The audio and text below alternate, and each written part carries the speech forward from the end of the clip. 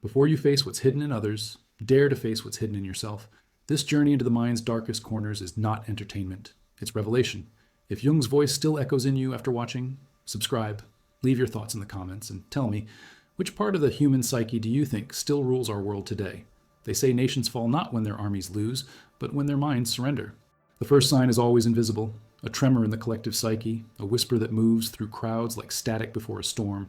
Somewhere in that vibration, a figure begins to rise. His eyes do not shine with vision, but with possession. What you see is not a man, it is an archetype wearing human skin. Carl Jung called it the inflation of the ego by the archetype of power. It begins subtly, like a fever that feels almost divine. The man believes he is chosen. His words stop belonging to him.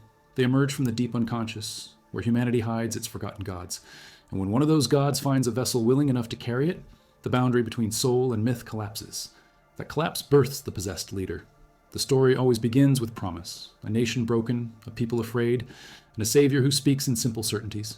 He stands on a balcony, the crowd below him shimmering with devotion. Their faces blur into one organism, their cries melt into a single rhythmic pulse.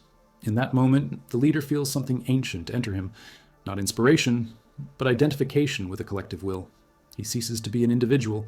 He becomes the mouthpiece of an archetype older than civilization, the king tyrant, the solar force of order that turns into destruction when it forgets its own shadow.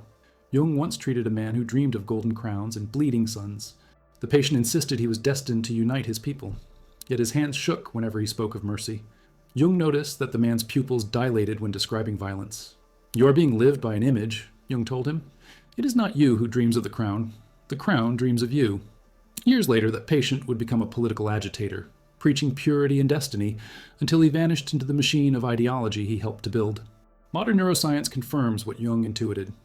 Power alters the brain like an intoxicant. Studies from the University of British Columbia reveal that dopamine surges in those who feel dominance over others.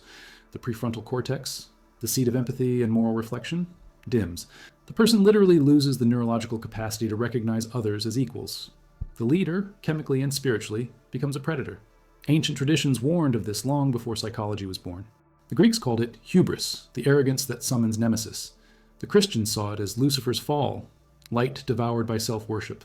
In Buddhist texts, it appears as the Mara of delusion, whispering, "You are special, you are above the rest." Every culture understood the same principle.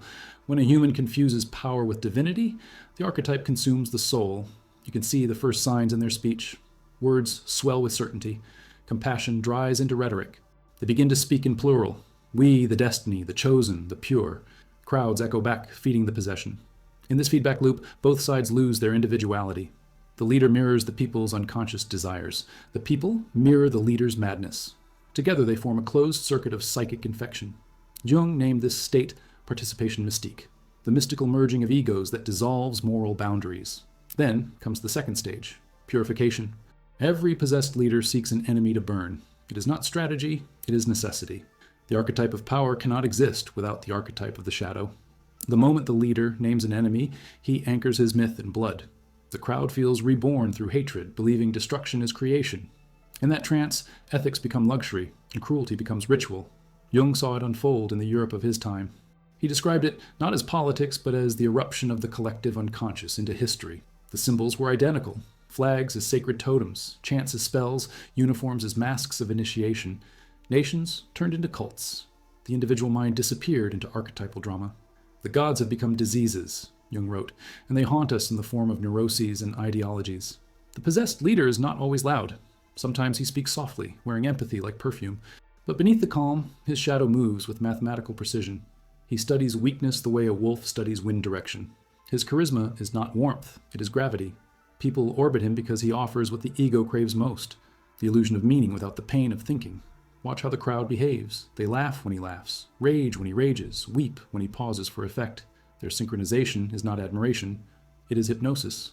Studies of mass rallies show that heart rates and breathing patterns literally synchronize among followers.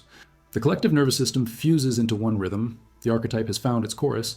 In this first phase, the transformation still feels holy. The nation feels alive again. But it is not life. It is possession disguised as resurrection. The archetype of the leader does not serve the people, it feeds on them. And every cheer, every tear, every oath of loyalty strengthens the entity behind the man. By the time the first laws tighten and the first dissidents vanish, it is already too late. Jung would have whispered the warning in his quiet Swiss accent. Do not call him a leader. Call him what he truly is. A man swallowed by an idea. The awakening has begun. The crowd feels chosen. The man feels eternal. And the archetype, that ancient predator of the human psyche, smiles in silence. Because, once again, humanity has mistaken possession for purpose. Every possession begins with a reflection. The leader gazes upon the masses, and the masses gaze back, until both forget who looked first. This is the moment the mirror becomes a portal, where the ego of one fuses with the longing of millions. Jung called this enantiodromia, the law by which opposites transform into their shadows. The savior becomes the tyrant, the victim becomes the worshipper, and the mirror devours them both. A leader alone cannot sustain delusion. He requires believers. But belief is not born from logic. It is conjured from hunger. The hunger for direction, for safety, for myth. When people lose faith in institutions, they seek personality. When they lose faith in truth, they seek charisma. The crowd does not follow him because he is right. They follow him because he feels inevitable. It begins in silence, in the same psychic vacuum that breeds despair. Economic collapse, social decay, moral exhaustion. These are not political problems. They are existential openings. Into that void steps the man who promises to end complexity. His presence feels medicinal. He offers not solutions, but anesthesia. Trust me, he says. And they do. Not because they understand, but because they wish not to think anymore. In Jung's writings, the unconscious of a nation behaves like a single organism. It dreams, fears, and remembers as one. The leader becomes its mouth. His gestures are not random. They are archetypal. Echoes of gods and kings, shepherds and warriors. Every time he raises his hand, the crowd feels the gesture inside their own nervous system. Neurological studies of mimicry show that mirror neurons in the brain activate when observing powerful figures. The body itself begins to imitate power before the mind consents. This is how hypnosis becomes democracy. One of Jung's case studies described a man who worshipped a charismatic preacher. When I am near him, the patient said, my thoughts disappear. It feels good not to think. Jung wrote in his notes, identification with the collective replaces the struggle of the self. Relief is mistaken for salvation. The man had not found peace. He had merely outsourced his consciousness. In modern terms, this is collective regression. Studies in social psychology from Stanford to Yale confirm what Jung intuited a century ago. Under group influence, individuals lose inhibition, moral reasoning, and empathy. Mob behavior releases adrenaline, suppresses critical thought, and heightens emotional contagion. The crowd becomes a single organism ruled by limbic impulse. Fight, flight, submission. The leader merely directs the flow. This is why the mirror is so dangerous.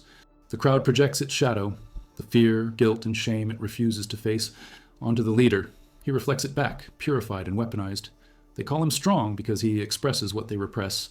His cruelty feels like authenticity. His rage feels like courage. In truth, he is their collective confession, the monster they can finally adore because he lives outside their skin. Ancient wisdom warned that mirrors do not merely reflect, they capture.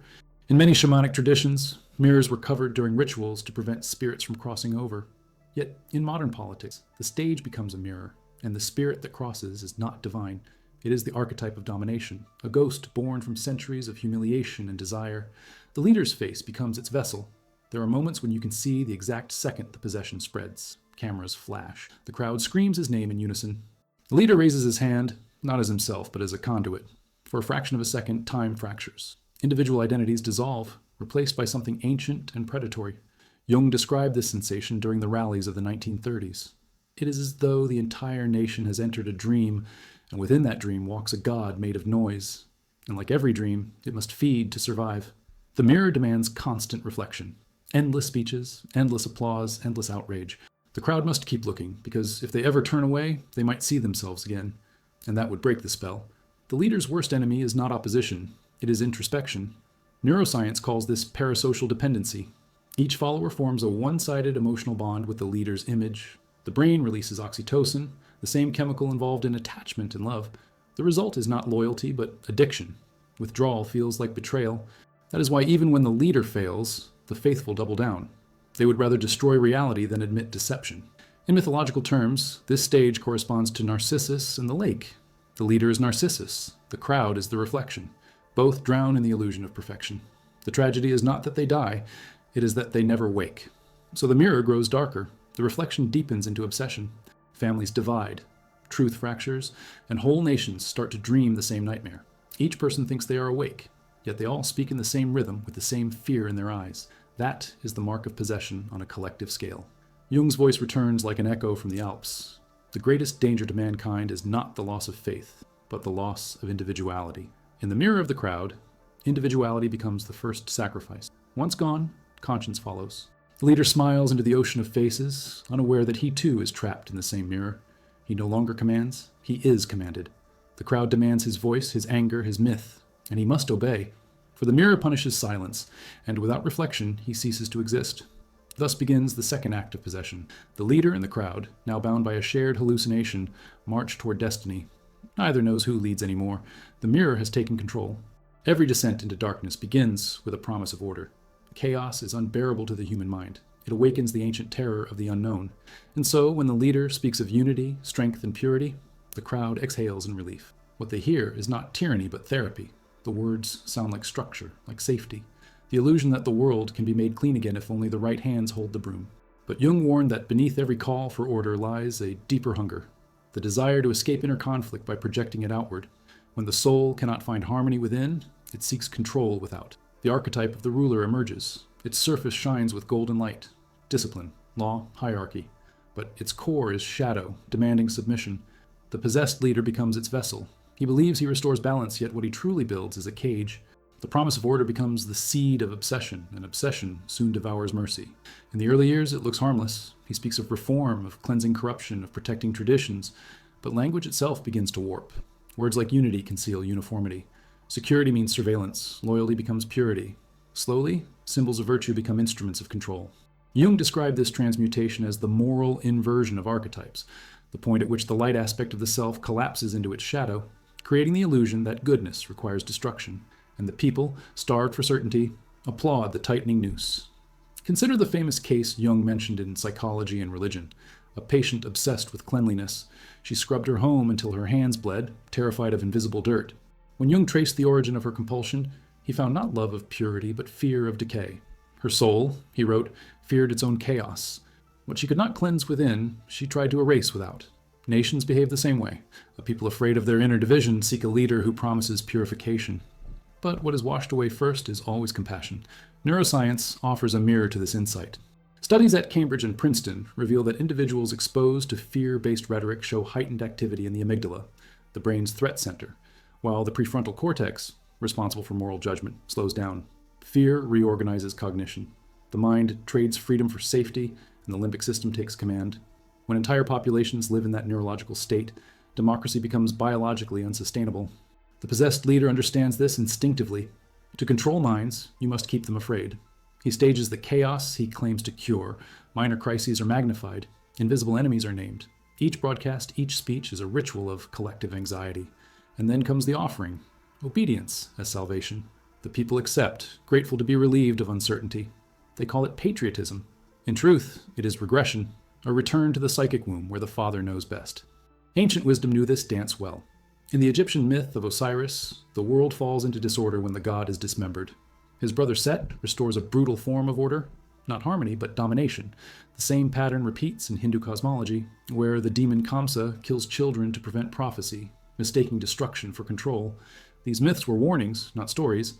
They taught that when the ruler forgets his mortality, the archetype of order becomes the god of death. The stages of possession now accelerate. The leader's tone shifts from promise to command. His movements stiffen, his gaze hardens. His followers mirror him unconsciously, shoulders squared, voices sharpened. You can feel it in the air. The psychic field tightening, the collective heartbeat slowing into discipline. Streets grow quieter, people speak more carefully. The nation mistakes paralysis for peace. Jung would call this the tyrannical stage of individuation failure. The ego, inflated by divine identity, refuses to recognize the limits of its nature. It worships its own reflection. To be whole, Jung wrote, one must contain both chaos and order. But the possessed leader denies half of existence. He rejects the night, the feminine, the uncertain. He purges them, believing he creates strength. In reality, he amputates the soul of his people. Soon, the purification demands sacrifice. Dissidents become scapegoats. Minorities become metaphors for evil. Laws turn into commandments. Leader's portrait appears in schools and offices, not as decoration, but as reminder. The mirror is watching. The people begin to police themselves. Censorship becomes unnecessary because fear has already colonized the mind. Modern behavioral studies at Harvard describe this as authoritarian conditioning. Repetition of threat narratives rewires the dopamine system. making submission rewarding. The brain learns that safety equals obedience. What was once conscious choice becomes reflex. Thus, the external order is sustained by internal chaos, the very condition it claimed to cure. But spiritual traditions knew that no false order can last. The Taoists spoke of wu-wei, effortless harmony, as the natural state of existence. The possessed leader, by contrast, forces alignment through violence, creating resistance beneath the surface. Like pressure building in a sealed vessel, the suppressed shadow of the nation begins to boil. The leader senses it and tightens control further, mistaking the tremor for disloyalty instead of truth. Jung might have described it as the moment before psychic implosion, when the archetype, having consumed the ego, turns its hunger outward. The leader becomes paranoid, haunted by reflections of himself in every rival, every critic, every whisper. His dream of order mutates into nightmare. He now sees enemies everywhere, because the chaos he feared was never in the world. It was in his own unconscious, begging to be integrated. And thus, order becomes the mask of madness. The people march in perfect rhythm, banners high, hearts empty. The music of the rallies grows louder, drowning the quiet voice of conscience. Civilization appears stable, but beneath the uniform surface, the collective psyche trembles like glass before the storm. In the end, Jung's warning echoes through time. The greater the order imposed from without, the greater the chaos within. The possessed leader cannot see this law. He believes he builds eternity, yet every brick he lays carries the weight of his denial. And when the structure finally cracks, it will not be because of his enemies, but because the soul, silenced too long, will remember that chaos is not the opposite of order. It is its origin. Faith is the final and most seductive illusion of control. When politics exhausts its logic and fear begins to lose its power, the possessed leader turns to something older, something sacred. He builds not a government, but a church, a system of devotion that sanctifies obedience. The machinery of faith begins quietly, through words that sound harmless: destiny, renewal, sacrifice. Yet beneath them lies a new theology. The state becomes divine, the leader becomes prophet, and the people, once citizens, become disciples of a living myth. Jung once said that every mass movement is a substitute religion. When the human spirit forgets transcendence, it worships the nearest object that promises meaning. The possessed leader understands this instinctively. He transforms politics into liturgy, slogans as prayers, rallies as sacraments, his image as icon. The crowd no longer seeks truth, they seek presence. To see him, to touch him, to repeat his words is to feel salvation. It is no longer about policy or progress. It is about purification through belonging. In ancient temples, priests mediated between mortals and gods. In the modern age, the leader becomes both. He performs miracles of rhetoric, healing humiliation with pride, poverty with promise. His followers weep not because they believe his words, but because they feel seen by his gaze. Neuroscientific research on collective ecstasy shows how synchronized chanting and rhythmic sound release endorphins, creating euphoria and bonding. The brain confuses this chemical rush with spiritual revelation. The crowd interprets it as faith, and faith, once awakened, resists reason. Jung observed this in his patients who transferred their unresolved father complex onto charismatic figures. The logic of faith is circular. The leader is good because he leads, and he leads because he is good. Doubt becomes sin, criticism becomes blasphemy. Every lie he tells strengthens their devotion, because to admit deceit would collapse their fragile sense of meaning. They would rather die than awaken, Jung wrote, for awakening means the death of the God within whom they hide. The machinery of faith operates through ritual repetition. Propaganda ceases to persuade and begins to consecrate. The leader's speeches echo with biblical cadence, their rhythm engineered to bypass analysis. Studies from MIT on linguistic priming show how emotionally charged repetition lowers critical faculties, embedding phrases directly into the unconscious. The words become mantras, immune to contradiction. A myth is being programmed, neuron by neuron. The symbols multiply. Flags replace icons, parades replace processions. The leader's biography becomes scripture, edited, sanctified, and endlessly retold. In one hand, he carries the rhetoric of salvation, in the other, the quiet threat of damnation. You are either with him or against the faith. The choice feels moral, but it is mechanical. The machinery of faith allows no neutrality. It grinds until every thought becomes confession. In this stage, the leader no longer needs to demand loyalty. It is offered voluntarily, wrapped in devotion. Families divide over his name. Friendships dissolve under his doctrine. People defend him with a fervor that borders on prayer.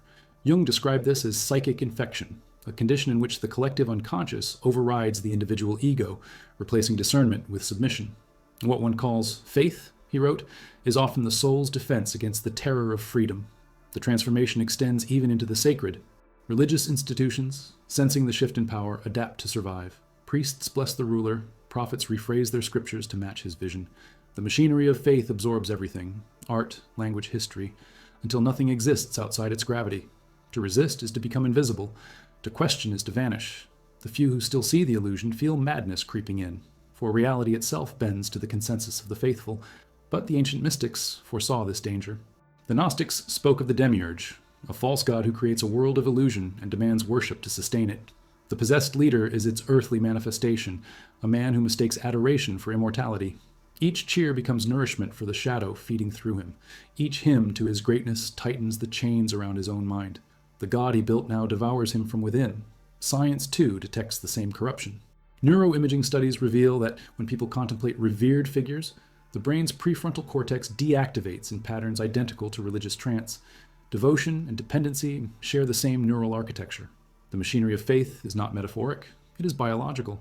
It exploits the circuitry of love, turning affection into subservience. At this point, truth no longer matters. Statistics, evidence, contradictions, they dissolve in the light of belief. The crowd's eyes glaze not from ignorance, but from ecstasy. They are convinced they have seen the divine. And the leader, staring back, begins to believe it too. His reflection becomes sacred to him. The possession deepens. He no longer acts for gain or ambition. He acts because he believes he is destiny itself. He is no longer leading. He is being led by the archetype of the God King, the oldest phantom in the collective mind. The machinery of faith is now self-sustaining. It requires no truth, no morality, no future. It feeds on devotion alone, and every nation that builds it eventually kneels before its own creation. For faith, once corrupted by fear, becomes indistinguishable from worship of power. Jung saw this as the gravest danger of the modern age, the spiritual hunger of humanity satisfied by idols of its own making. In the end, the possessed leader stands before his people, his voice trembling not with authority but awe. He believes the crowd's love will make him immortal, yet he forgets the oldest law of the psyche. What the ego worships, it becomes enslaved to. The machinery of faith will not preserve him, it will consume him, as it has consumed every god who mistook the prayers of men for proof of his divinity. No cult of light survives without its shadow. After faith takes root, the possessed leader faces his next inevitability, the creation of an enemy. The machinery of devotion, like a great furnace, must be fed, and the fuel it craves is hatred. Jung wrote that what we deny inwardly, we are destined to meet outwardly. A nation that worships purity must eventually find impurity to burn. Thus, the enemy is born, not from outside the borders, but from within the psyche that refuses to see itself. It begins almost invisibly, a subtle shift in the leader's voice, a pause before a word. Then the naming begins. He points to a group, a class, a race, an idea. Anything distinct enough to carry the projection. They, he says. They corrupt, they divide, they threaten what we love. Each repetition tightens the spell. They becomes a mirror for everything we fear but cannot admit. The collective shadow takes form. In one of his most haunting passages, Jung described how projection operates like possession itself. The psyche expels its unacknowledged darkness, locating it in another person or tribe. Once projected, the shadow becomes autonomous. A psychic fragment, he wrote, that behaves as if it were independent. The leader senses this instinctively. He gives the fragment a name, a flag, a face. In doing so, he converts private neurosis into public policy. From that moment, fear acquires direction. The crowds that once prayed now march. The language of faith becomes the language of war. It is no longer enough to believe. One must defend belief. The sacred we becomes militant. Jung observed this transformation during the European totalitarian movements of the 20th century, a psychic epidemic spreading through entire populations. The man possessed by the archetype of power, he warned, does not notice that his god requires sacrifice. The enemy provides that sacrifice, and the more innocent the victim, the purer the offering feels. History repeats this pattern with brutal precision. Inquisition, purge, cleansing, revolution. The labels change, but the ritual remains identical. To preserve the illusion of goodness, evil must be projected elsewhere. The leader simply officiates the ceremony. Neuroscience confirms the psychological machinery behind it. Experiments at the University of Chicago have shown that when people perceive moral outsiders, those deemed corrupt or impure, the brain's empathy circuits deactivate. The amygdala surges, the prefrontal cortex dims. In hatred, humanity literally forgets itself. The possessed leader exploits this neurological vulnerability. He feeds imagery, slogans, and myths designed to deactivate compassion. Each rally becomes a rehearsal of moral anesthesia. And as hatred grows, so does euphoria. The crowd feels alive again, unified not by love, but by shared contempt. Hatred, Jung once wrote, is the inferior substitute for connection. It is easier to bond through rage than through truth. The enemy serves as psychological glue, an external demon to hold together an internal void. Ancient traditions warned of this seduction. In the Bhagavad Gita, Krishna speaks to a warrior blinded by righteousness. He who thinks he slays is slain. The Buddhists called it avidya, ignorance, mistaking projections for reality. The Christians turned it into the parable of the Pharisee, who thanks God that he is not like other men. Each warning echoes the same truth. Moral certainty is the first symptom of possession. The leader's rhetoric evolves with clinical precision. At first, he merely criticizes. Then he condemns. Finally, he dehumanizes. He begins to speak of the enemy as disease, infection, poison. These are not metaphors. They are cues. They prepare the collective mind for purification through violence. By the time soldiers march or mobs gather, the psychic groundwork has long been laid. The atrocities to come are not sudden. They are the natural conclusion of metaphors allowed to live too long. In a confidential letter written in 1938, Jung described Hitler not as a monster, but as a medium. He believed the dictator was the unconscious of Germany speaking aloud, the nation's repressed fears made flesh. A man who has lost his shadow, Jung said, creates it in the world. The possessed leader, too, becomes haunted by the enemy he invents. He begins to see it everywhere, in advisors and friends, in his own reflection. Paranoia replaces charisma. The god within him grows hungry. At this stage, the archetype demands escalation. Laws tighten, prisons fill, speech narrows. The machinery of faith merges with the machinery of fear. The two rhythms synchronize until devotion and hatred become indistinguishable. The crowd no longer cheers for love of the leader, but for the destruction of those he names. They confuse cruelty with purity, vengeance with virtue. The possessed leader believes he is protecting order, but in truth, he is feeding the archetype that now consumes his soul. Science observes the same feedback loop in social systems. Once moral polarization reaches a critical point, the collective cognition of a group degrades. Decision-making becomes reactive, binary, and self-reinforcing. Nations, like minds, enter psychosis. Jung foresaw this decades before data confirmed it. And when enough people project their shadow, he wrote, the world itself becomes demonic. The final transformation is almost silent. The enemy, once external, becomes internal again. The leader begins to doubt his own circle, then himself. Suspicion seeps into every gesture. He trusts no one, not even his own faith. The archetype turns inward, consuming its host. History records this pattern in every fallen regime. Purges of loyal followers, accusations of betrayal, suicides disguised as loyalty. The mirror that once reflected glory now shows only fear. The crowd, too, begins to fracture. Hatred cannot sustain itself indefinitely. Exhaustion sets in. The chants lose rhythm. The faces grow empty. Yet the damage endures. Families torn, empathy buried, truth distorted. The psychic wound becomes generational. Children inherit the enemy without knowing why. Jung's final warning feels prophetic. He who does not face his own darkness will project it upon the world, and the world will bleed for it. The possessed leader has long forgotten this truth. He kneels before the altar of his own paranoia, surrounded by the echoes of enemies he created. And somewhere beneath the rubble of faith and fear, the human soul whispers what he will never hear. There was never an enemy. There was only you. Reality does not vanish in a single moment. It unravels, thread by thread, until the mind no longer remembers what truth feels like. When the possessed leader reaches this stage, he no longer bends reality, he replaces it. Jung described this as the psychosis of the collective ego, a condition in which symbols become literal and delusion becomes law. The people believe not what is seen, but what is said. The leader speaks, and existence rearranges itself to fit his words. The process begins subtly. A lie told in passion, forgiven by faith. Another repeated until it sounds familiar. Neuroscience reveals that repetition alone increases belief. The brain confuses familiarity with truth. Within months, propaganda becomes perception. We are winning, the leader says, even as famine spreads. They are the enemy, he insists, though the enemy is now a child. Reality fractures, and the fragments are rearranged into a mosaic of illusion. Jung compared such mass delusions to dreams shared by millions. A people can fall asleep, he wrote, and in that sleep, imagination becomes tyrant. The dream provides comfort. It removes contradiction. It explains everything and demands nothing. In this state, citizens cease to observe. They narrate. Each person repeats the same phrases, the same images, the same certainties, until language itself loses meaning. Words become talismans. Facts become blasphemy. In the possessed leader's mind, the boundary between inner fantasy and external world dissolves completely. The archetype has devoured his ego. What he feels becomes what is. He confuses emotion with evidence. If he fears betrayal, betrayal appears. If he craves victory, enemies vanish from reports. Advisors adapt to his hallucination, crafting statistics that fit his need. The system becomes self-reinforcing, a mirror hall of loyal illusions. To contradict him is to disappear. To agree is to survive. Slowly, the machinery of the state merges with the machinery of the psyche. Cognitive science has a name for this: Epistemic collapse, the erosion of shared reality. Studies at Stanford and Oxford show that when social groups isolate themselves within closed information systems, the brain's error correction mechanism weakens. Falsehoods, repeated within echo chambers, become neurochemically indistinguishable from truth. Nations begin to hallucinate. Their collective nervous system stops differentiating between dream and day.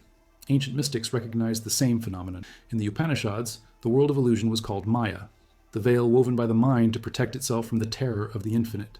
In Christianity, it appeared as the Antichrist's false miracles, the kingdom of deception before revelation.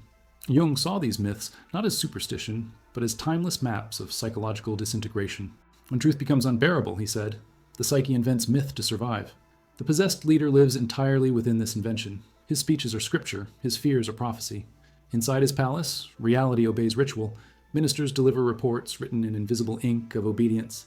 Crowds gather before cameras, cheering for triumphs that never occurred.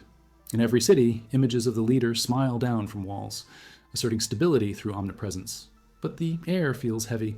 The silence between slogans lengthens. The people sense the fracture but cannot name it. Their tongues have forgotten the shape of dissent. Meanwhile, the leader's inner world begins to rot. Jung described how an ego inflated beyond human limits collapses into psychosis. Deprived of genuine feedback, the mind feeds on itself. Dreams invade waking life. Paranoia replaces memory. The possessed leader paces his corridors at night, convinced that the shadows whisper his name. Every mirror reflects not his face, but the archetype behind it. The ancient king who never dies, only migrates from body to body, age to age.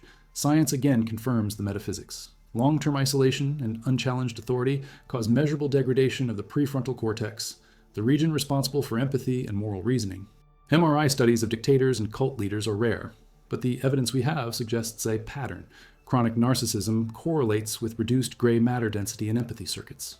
The leader's brain literally forgets how to perceive others as real. His world becomes a stage populated by symbols. He no longer governs people, he governs his hallucination of them. And when one mind collapses, the collective follows. Citizens mimic the leader's delusions, repeating his phrases with trembling conviction. To survive, they learn to lie to themselves. The result is a society of actors, each pretending to believe what none believe fully. The streets become theaters, the news becomes scripture, the truth becomes treason. Jung warned that such a state leads inevitably to psychic catastrophe. When a people forsake the reality principle, they invite the return of chaos in its purest form. Yet chaos, though feared, is the instrument of awakening. As contradictions multiply, food shortages denied, wars declared victories, statistics rewritten daily, cracks begin to appear in the collective dream. Some citizens start to see double, one world on the screen, another outside their window. The split becomes unbearable. Cognitive dissonance turns into nausea, then rebellion. The first awakenings are small, a whispered truth, a forbidden question, a refusal to clap. But the psyche, once fractured, cannot sustain the lie forever. Truth, like pressure, seeks release. In the final phase, the leader's delusion collapses inward. He begins to accuse reality itself of betrayal. The weather becomes conspiracy. The gods have abandoned him. The faces of the faithful look like ghosts. Alone in the echo of his own myth, he senses the archetype withdrawing, leaving a hollow shell where certainty once lived. The voice that once thundered through him now whispers only one word: nothing. And so the cycle nears its end. The crowd, exhausted by the dream, begins to wake. They blink against the light of truth, pale, confusing, merciless. The illusion shatters not with revolution, but with silence. The slogans no longer echo. The banners hang limp. The machinery of faith stands still, gears rusting in the air of disbelief. For the first time in years, the world feels heavier, because it is real again. Jung would have watched it unfold with sorrowful calm. One does not become enlightened by imagining figures of light, he said, but by making the darkness conscious. The collapse of reality is not the end of the story. It is the invitation to begin again, to rebuild the world from fragments of honesty, no matter how painful they are to hold.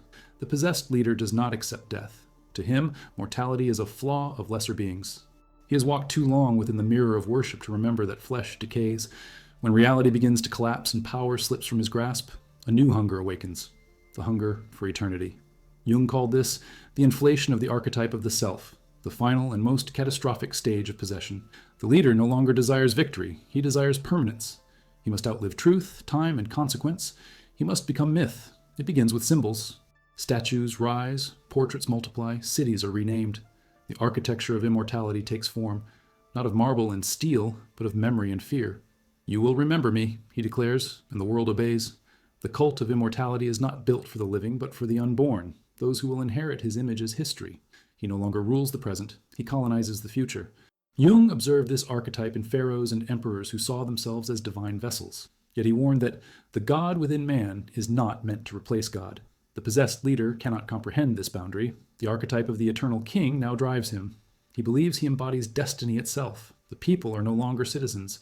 They are witnesses to his supposed divinity. Every word he speaks becomes scripture. Every monument becomes a temple. Yet beneath the stone and ceremony lies decay, the scent of fear disguised as reverence. Psychology calls this terror management theory. When faced with mortality, humans cling to belief systems that promise symbolic immortality, ideology, nation, legacy. The possessed leader amplifies this instinct to divine proportions. He makes himself the vessel through which the people escape death. I am the nation, he says. When I die, you die. Odd. The crowd believes him, because in truth they have already merged with his identity. Their fear of death sustains his delusion of eternity. In the old myths, heroes sought immortality through divine favor. Gilgamesh searched for it in forbidden gardens. Alexander sought it in conquest. The possessed leader builds it through obedience. Each decree, each execution, each monument carved with his name is another stone in his imagined pyramid of forever. Yet Jung understood the irony. The more one flees death, the more one becomes its servant. Whoever looks outside dreams, he wrote. Whoever looks inside awakens. But the possessed leader never looks inside. To do so would mean confronting the abyss of his own impermanence. Science, too, recognizes the madness behind this quest. Studies on megalomania show that individuals with absolute power exhibit diminished capacity for temporal perspective. The brain's default mode network, responsible for self-reflection and empathy, becomes hyperactive in narcissistic delusion, blurring the line between self and eternity. The leader feels infinite because his neural circuits can no longer distinguish his mind from his myth. As the years pass, his obsession deepens.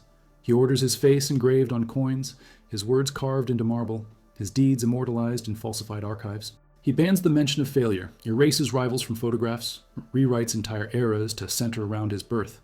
In Jungian terms, this is the full identification with the God image, the collapse of the human into the archetype of the immortal. The man no longer exists, only the idea remains. But every cult of immortality carries a curse. To preserve the illusion of eternity, the leader must purge everything that reminds him of time.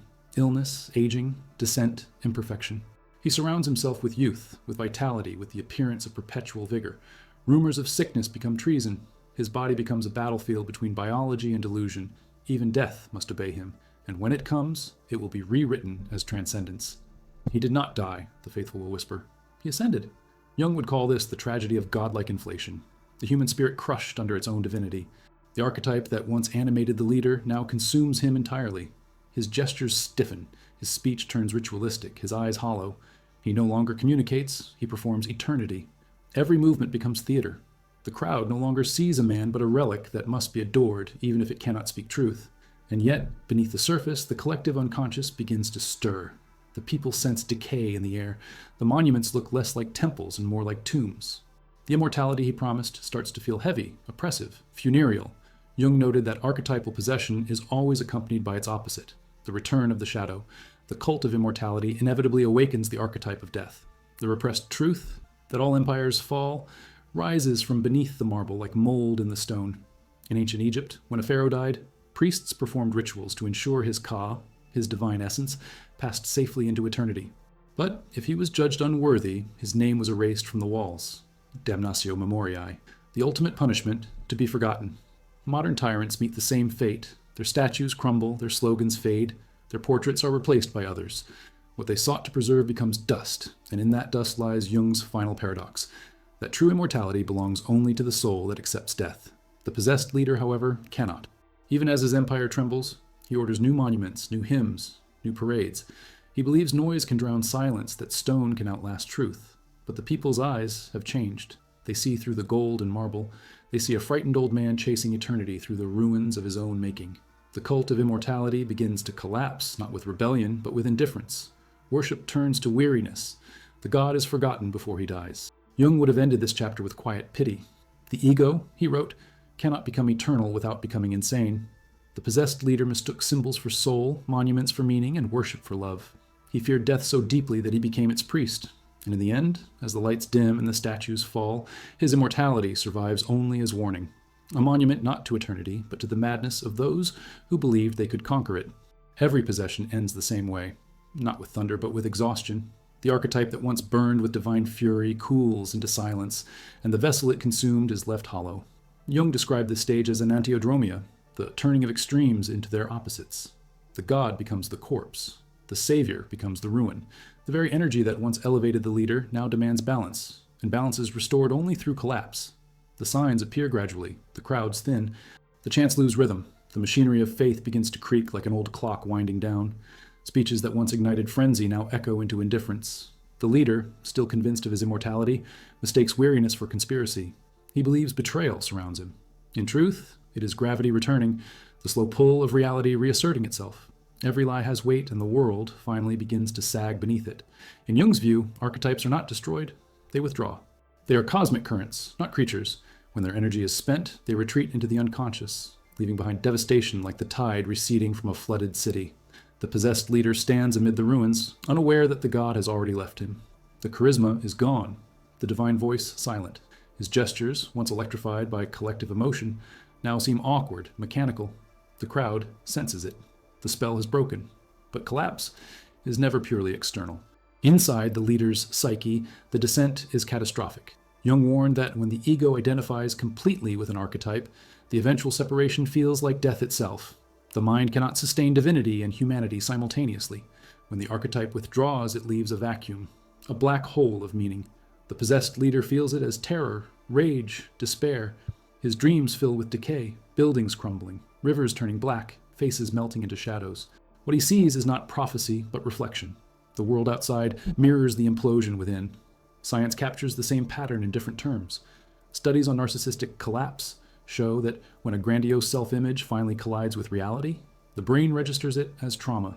Cortisol floods the system, prefrontal regulation falters, and psychosis becomes likely. The leader's paranoia intensifies. He imagines plots, sees traitors in every reflection, and lashes out against the ghosts of his own disillusionment. His final acts are not strategic, but instinctive, the flailing of a man drowning in his own myth. Historically, this is the moment when purges begin. Ministers vanish, generals executed, confidants denounced. The leader believes he is cleansing corruption, but he is only reenacting the inner war of his psyche. The ego, desperate to survive, turns against itself. Jung noted that the psyche always seeks equilibrium. When one aspect dominates too long, its opposite gathers strength in secret. That opposite now erupts as chaos. The archetype of the tyrant gives birth to its shadow, the destroyer. The people, once devout, begin to awaken painfully. They rub the sleep of myth from their eyes and see the wreckage, the lies, the hunger, the graves. At first they feel shame, then anger, finally disbelief. They whisper what they had long denied, that the god was never divine, only human, and a broken one at that. The psychic energy that once flowed upward into worship now reverses, cascading downward into revolt.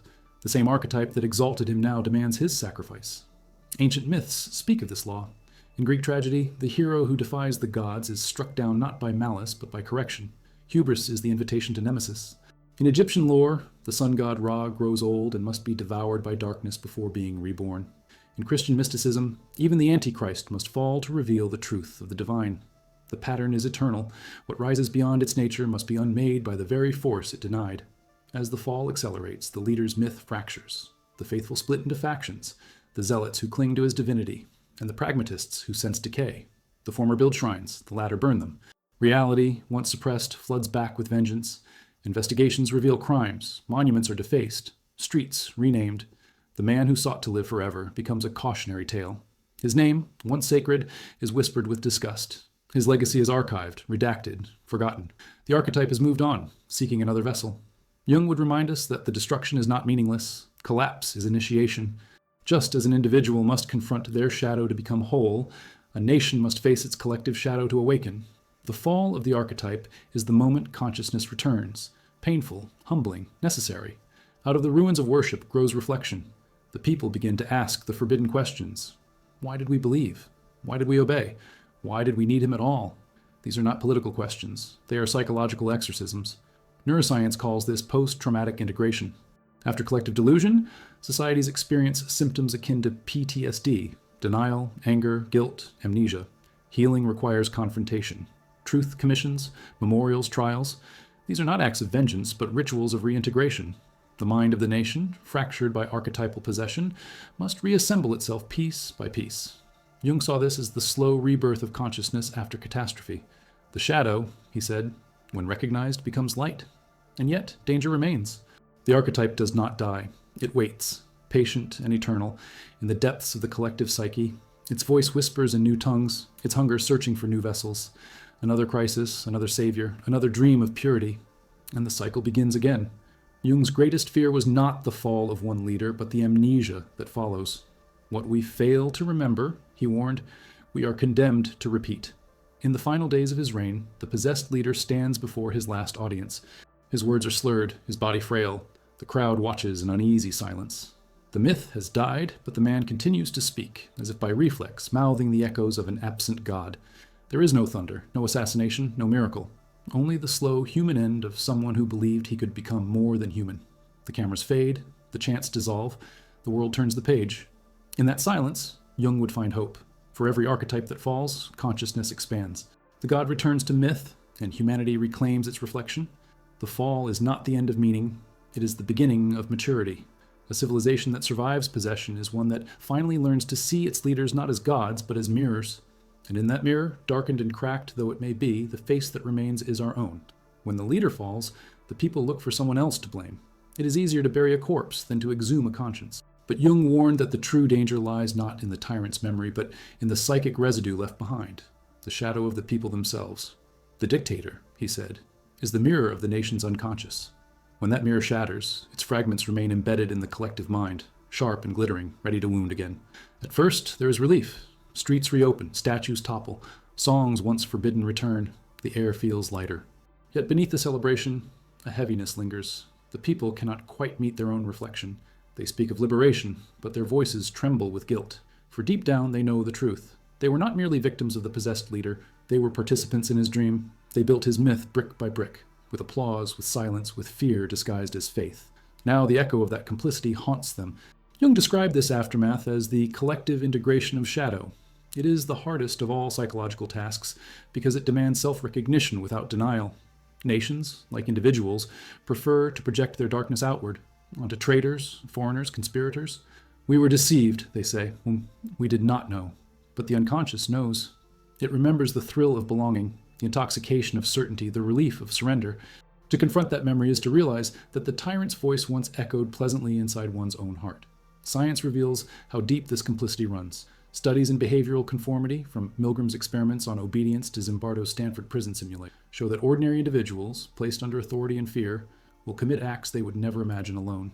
The mechanism is not evil, but abdication, the surrender of conscience to an external will. I was only following orders becomes the anthem of the human shadow. After every tyranny, millions must face this truth. The leader's corruption was not an anomaly, but an amplification of their own unconscious desires. In myth, this reckoning takes the form of purification. The Greeks performed catharsis after tragedy, ritual lamentation to cleanse the soul. The Hebrews practiced Yom Kippur, the Day of Atonement, to confront collective guilt. Modern societies attempt the same through trials, truth commissions, and art, but no ritual can erase the psychic imprint. The shadow of the people cannot be exorcised, it must be integrated. Only when a nation can say, we are capable of both cruelty and compassion, does it begin to heal. Yet healing is slow, and denial is seductive. Many prefer nostalgia. They romanticize the years of the leader, claiming that at least there was order, at least we were united. Memory distorts pain into myth once again. Jung called this psychic regression, a defense against the anxiety of freedom. The unconscious, terrified of uncertainty, yearns for the very chains it once broke. That yearning is how the archetype begins to stir anew, whispering from the depths, "Bring me back. I can save you again." Neuroscience confirms what Jung intuited. Trauma rewires the brain toward repetition. The amygdala, conditioned by years of fear and obedience, remains hyperactive even after liberation. People crave authority because it feels neurologically safe. Thus, post-authoritarian societies oscillate between rebellion and relapse. Freedom followed by fatigue, democracy followed by demagoguery. The shadow of the people is not just memory, it is biology. Ancient mystics understood this cycle long before science. In the story of Exodus, the Israelites, freed from Pharaoh, wander the desert longing for the chains of Egypt. In the myth of Prometheus, mankind, given fire, turns it into weapon. Liberation is never the end of possession, it is the beginning of responsibility. The divine spark must be carried without burning the world. Jung would interpret these myths as psychological allegories. Emancipation without introspection breeds repetition. The unexamined freedom is merely another dream. So the people must descend into their own underworld. They must dig through the rubble of history and retrieve what they buried. Fear, envy, obedience, rage. They must admit that evil is not foreign but familiar. Jung insisted that the line dividing good and evil cuts through the heart of every human being. Until that line is acknowledged, it governs from the shadows. Only by owning their darkness can the people reclaim their light. Art often becomes the language of this confession. Painters, poets, filmmakers begin to portray the years of illusion, not as political events, but as moral X-rays. The first honest stories appear, whispers of atrocities, diaries of silence, songs of regret. These are the nation's dreams trying to heal themselves. Jung believed that culture is the psyche's mirror. What it creates after trauma reveals whether it seeks redemption or repetition. A society that jokes about its sins too soon has not yet awakened. A society that mourns them slowly might survive. But integration is not collective amnesia. It requires education, not the teaching of facts, but the teaching of awareness, to show children how archetypes move through history, how language becomes spell, how the unconscious chooses its gods. Jung imagined such education as a shield against future possession. The most terrifying thing is to accept oneself completely. Applied to nations, this means confronting history not as shame, but as mirror. Still, the temptation to forget remains powerful. As the years pass, the leader's name fades, the ruins gather dust, and the archetype slumbers again. Yet, it is never gone. It waits in the same dark corner of the collective psyche, whispering to the next generation that the world is dangerous, that unity is salvation, that surrender is peace. The shadow of the people is immortal because it is human. Jung would end this reflection with both warning and hope. The pendulum of the mind, he wrote, swings between sense and nonsense, not between right and wrong. The fall of one tyrant does not guarantee wisdom, but every confrontation with the shadow, however brief, however painful, expands the boundary of consciousness. And perhaps that is all redemption ever means. Not purity, but awareness. The leader is gone, but the mirror remains. In it, the people glimpse both their darkness and their dawn. Every civilization that survives its own delusion must pass through a night of remembering. After the idols crumble and the chants fade, there comes a silence unlike any before. Not the silence of suppression, but the silence of awakening. Jung called this the return of consciousness, the fragile moment when humanity, no longer hypnotized by its gods, sees itself clearly for the first time. It is both revelation and mourning, for what dies in that light is not only the tyrant, but the dream that sustained him. The people, once unified by illusion, now stand disoriented among the ruins. Their world feels smaller, heavier, real. The myths that once carried them now seem absurd, and yet the emptiness they leave behind is terrifying. Freedom, Jung wrote, is unbearable to the unprepared soul, for it demands ownership of one's shadow. Without the leader, without the myth, they must face themselves, the desires, fears, and instincts they once projected outward. In this confrontation, the first true act of maturity begins. Jung believed that the goal of all psychic evolution was individuation, the integration of opposites within consciousness. For a nation, this means reconciling the saint and the sinner, the victim and the accomplice, the light and the shadow. The people must reclaim what they disowned, the hunger for authority, the seduction of obedience, the comfort of simplicity. Only by admitting these impulses can they cease to be ruled by them.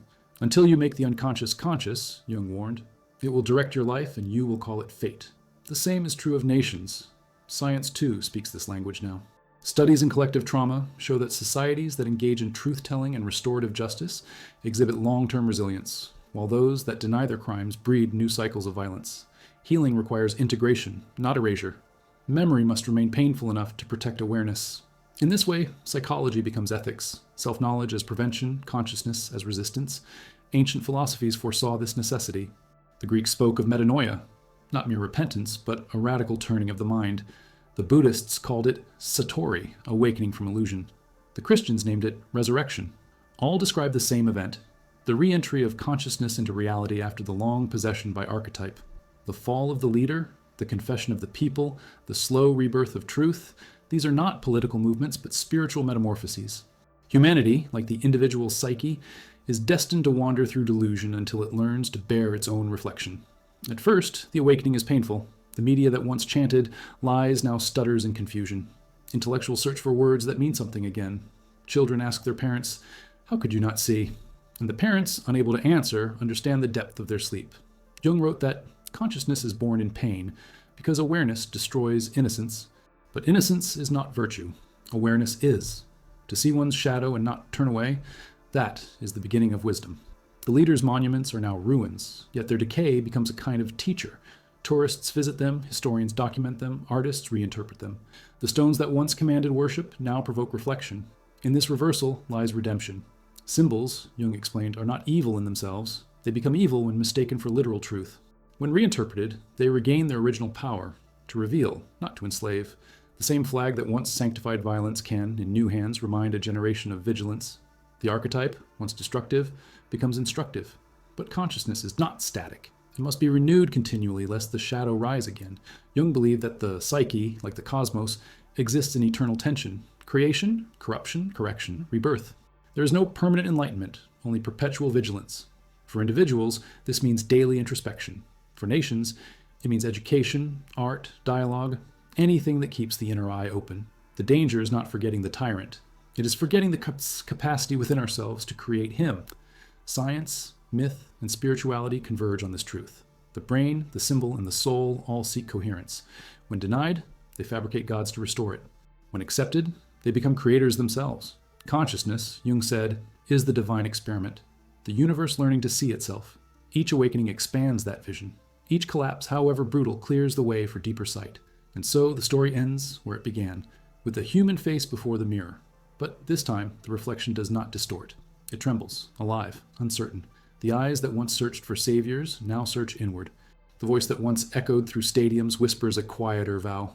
Never again will we trade awareness for comfort. The archetype still waits below, ancient and patient, but consciousness stands guard above it, not as conqueror, but as witness. Jung would close the tale not with prophecy, but with responsibility. The world will ask you who you are, he wrote, and if you do not know, it will tell you. The possessed leader, the delirious nation, the burning faith, all are lessons carved into the memory of humanity. The question remains for every generation. Will we know ourselves before the shadow does? The return of consciousness is not triumph. It is humility. The acceptance that enlightenment is a daily struggle against forgetting. In that struggle lies our only salvation. For as long as the human soul continues to remember, question, and see, the gods of possession remain powerless. And perhaps that is the quiet victory Jung hoped for. Not a world without darkness, but a world that can look into it without being devoured.